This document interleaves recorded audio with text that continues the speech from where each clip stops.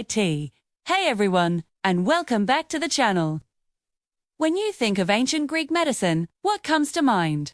Hippocrates, the father of medicine. Wise physicians treating patients with herbs and a gentle bedside manner.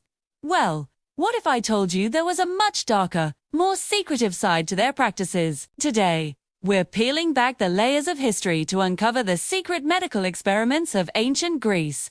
Imagine this, you're sick, maybe with an ailment no one can explain. You travel for days to a magnificent temple, a place of last resort.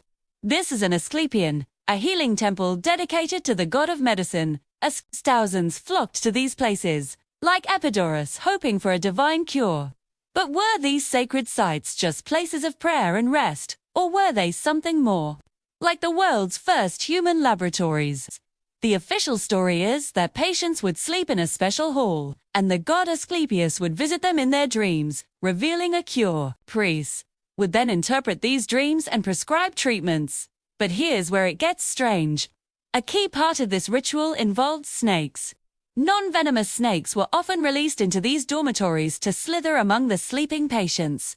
The priests claimed this was part of the divine experience, that the snakes were manifestations of the god, but some historians now wonder if these snakes were used to induce a state of heightened suggestion or even a trance-like fear, making patients more susceptible to the priest's influence. Were these divine visions just hallucinations brought on by a carefully orchestrated, terrifying ritual? It's easy to dismiss this as mere superstition, but then we have the physical evidence. Archaeologists digging at these sites have unearthed a fascinating and somewhat unsettling collection of artifacts. We're talking about scalpels, bone saws, forceps, and drills, all made of bronze and remarkably similar to surgical tools we use today. Carved stone tablets, called stelae, have also been found, depicting detailed surgical procedures. One famous relief shows a doctor performing what looks like a leg amputation. These weren't just simple herbal remedies. This was invasive surgery. The question is, who were they practicing on? And how did they develop these skills? The secrets don't stop with tools and carvings. For centuries, ancient medical texts were thought to be lost, but thanks to new imaging technology, we're rereading scrolls that were carbonized by the eruption of Mount Vesuvius or written over by later monks. These rediscovered texts, like the anonymous Londinensis papyrus, are rewriting what we know. They describe dissections, and possibly even vivisections, operating on live subjects to understand anatomy. The famous physician Herophilus, working in Alexandria, was accused by his contemporaries of dissecting hundreds of prisoners. While this was in Hellenistic Egypt, it shows the mindset was there. Did these practices extend to the healing temples, hidden from public view? So, let's put it all together.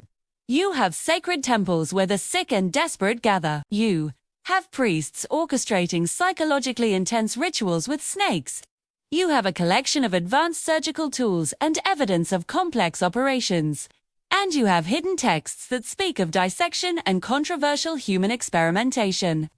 This forces us to ask a chilling question. Was ancient Greek medicine far darker and more experimental than we've ever been led to believe? Were these healing temples a benevolent sanctuary, or a place where the line between healing and human experimentation was dangerously blurred? It's a fascinating and complex picture that challenges our idealized view of the ancient world. What do you think? Were these priests pioneers of medicine, or were they exploiting the vulnerable in the name of science and religion? Let me know your thoughts in the comments below. If you found this journey into the past as intriguing as I did, please give this video a thumbs up and subscribe for more deep dives into history's hidden secrets. Thanks for watching, and I'll see you in the next one.